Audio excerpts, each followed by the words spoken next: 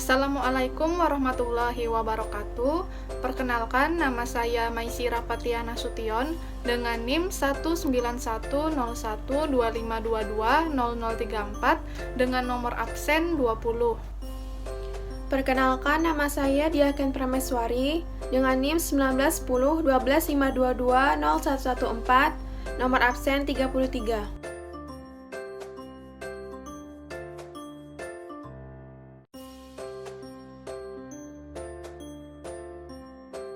Pada pembelajaran kelas 5 SD tema 4, terdapat materi mengenai sistem peredaran darah manusia. Untuk memudahkan peserta didik dalam memahami materi ini, maka dari itu kami membuat sebuah alat peraga agar nantinya peserta didik dapat melihat secara konkret tentang bagaimana jalannya sistem peredaran darah pada manusia, serta mengetahui apa saja organ-organ yang berperan dalam sistem peredaran darah manusia. Pada materi sistem peredaran darah manusia, terdapat kompetensi dasar yang harus dicapai, yaitu kompetensi 3.4, memahami organ peredaran darah dan fungsinya pada hewan dan manusia, serta cara memelihara kesehatan organ peredaran darah manusia. Dan adapun indikatornya dari pembelajaran tersebut adalah mengamati gambar organ peredaran darah dan fungsinya pada manusia, serta menuliskan organ peredaran darah dan fungsinya pada manusia. Baiklah, selanjutnya saya akan menyampaikan materi mengenai sistem peredaran darah pada manusia. Sistem peredaran darah pada manusia adalah suatu sistem yang berada dalam tubuh manusia yang berfungsi membawa atau mengangkut zat-zat dari suatu organ ke organ lainnya.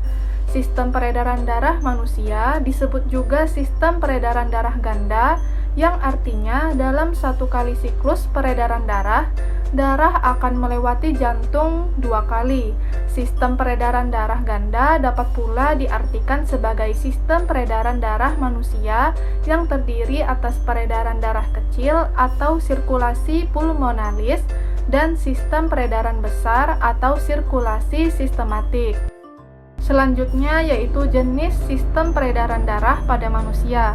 Sistem peredaran darah ini terbagi menjadi 2 jenis, yaitu yang pertama, peredaran darah kecil. Peredaran darah kecil adalah peredaran yang membawa darah dari jantung menuju ke paru-paru dan kembali lagi ke jantung. Darah dari seluruh tubuh yang membawa banyak karbon dioksida masuk ke serambi kanan jantung. Kemudian dari serambi kanan jantung, darah akan diteruskan ke bilik kanan. Dari bilik kanan, darah akan dipompa menuju paru-paru melalui arteri pulmonalis dan alveolus, yang akan terjadi pertukaran gas antara oksigen dan karbon dioksida. Selanjutnya, darah akan meninggalkan paru-paru menuju jantung melalui vena pulmonalis. Darah tersebut banyak mengandung oksigen dan darah dari paru-paru akan masuk ke serambi kiri jantung. Kemudian yang kedua yaitu peredaran darah besar. Peredaran darah besar atau peredaran darah sistematik adalah peredaran yang membawa darah dari jantung menuju ke seluruh tubuh dan kembali lagi ke jantung. Darah dari paru-paru masuk ke jantung pada bagian serambi kiri, lalu akan diteruskan ke bilik kiri. Dari bilik kiri, darah akan dipompa ke seluruh tubuh melalui pembuluh nadi besar atau yang disebut dengan aorta. Kemudian, aorta akan bercabang-cabang menjadi arteri yang akan menyuplai darah ke seluruh tubuh. Kemudian dari seluruh bagian tubuh, darah akan kembali lagi ke jantung melalui pembuluh balik atau vena yang ada pada masing-masing bagian tersebut. Kemudian, darah dari pembuluh balik ini kemudian akan menyatu pada vena cava dan masuk ke serambi kanan jantung. Adapun organ-organ yang terdapat pada sistem peredaran darah manusia, yaitu yang pertama jantung. Jantung berfungsi untuk memompa darah agar dapat terus beredar. Jantung manusia terbagi menjadi 4 ruangan, yaitu ventricle dexter atau bilik kanan, ventricle sinister atau bilik kiri, atrium dexter serambi kanan, dan atrium sinister atau serambi kiri.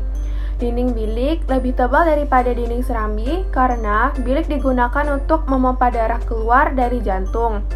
Dinding bilik kiri dan bilik kanan memiliki ketebalan yang berbeda karena bilik kiri memiliki beban kerja yang lebih berat, memompa jantung ke seluruh tubuh, sedangkan bilik kanan hanya memompa darah ke paru-paru. Dan yang kedua yaitu pembuluh darah. Pembuluh darah terdiri dari beberapa bagian, yaitu diantaranya yang pertama arteri. Arteri disebut juga dengan pembuluh nadi, yaitu pembuluh yang membawa darah meninggalkan jantung menuju ke seluruh tubuh. Pembuluh nadi yang keluar dari bilik kiri adalah aorta atau pembuluh nadi utama. Pembuluh nadi membawa darah yang akan kaya oksigen kecuali arteri pulmonalis. Nah, arteri pulmonalis ini adalah pembuluh nadi yang keluar dari bilik kanan jantung menuju paru-paru. Pembuluh ini membawa darah kaya akan karbon dioksida. Yang kedua yaitu vena.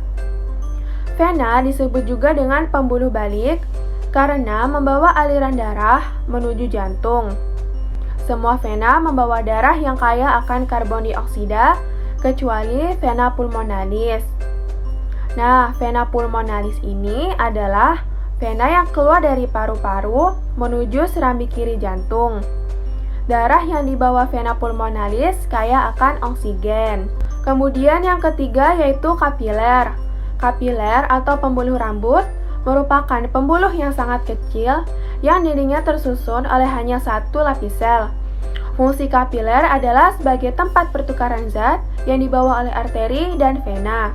Selanjutnya adalah alat dan bahan yang digunakan pada alat peraga yang telah kami buat, yaitu sebagai berikut. Alat yang digunakan, yang pertama yaitu ada gunting, lem tembak, kawat, obeng, paku, dan palu. Kemudian bahan yang kami gunakan yaitu styrofoam, kemudian gambar organ sistem peredaran darah pada manusia, yang ketiga gambar panah, kemudian selang, botol bekas, pewarna makanan, serta lem lilin. Baiklah, selanjutnya kami akan mempraktekkan bagaimana cara menerapkan alat peraga yang telah kami buat.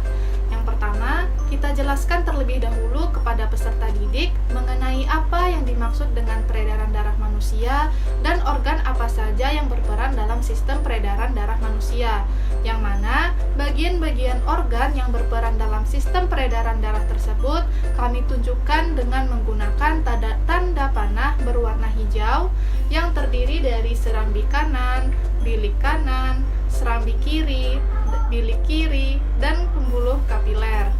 Nah, setelah itu, mari kita praktekkan alat peraga ini dengan memompa botol terlebih dahulu yang sudah berisi air berwarna merah yang menunjukkan bahwa itu merupakan darah manusia.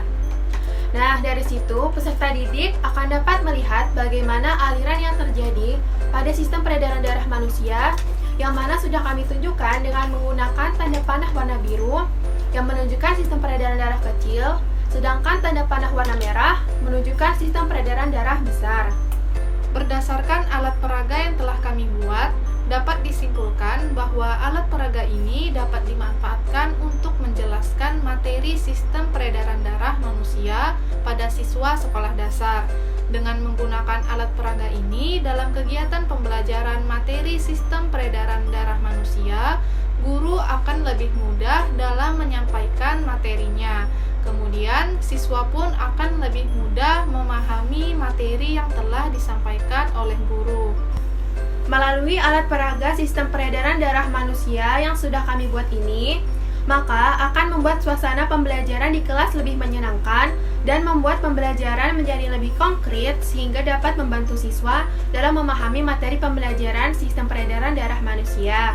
Sekian pemaparan dari kami. Mohon maaf apabila terdapat kesalahan dan kekurangan. Terima kasih. Wassalamualaikum warahmatullahi wabarakatuh.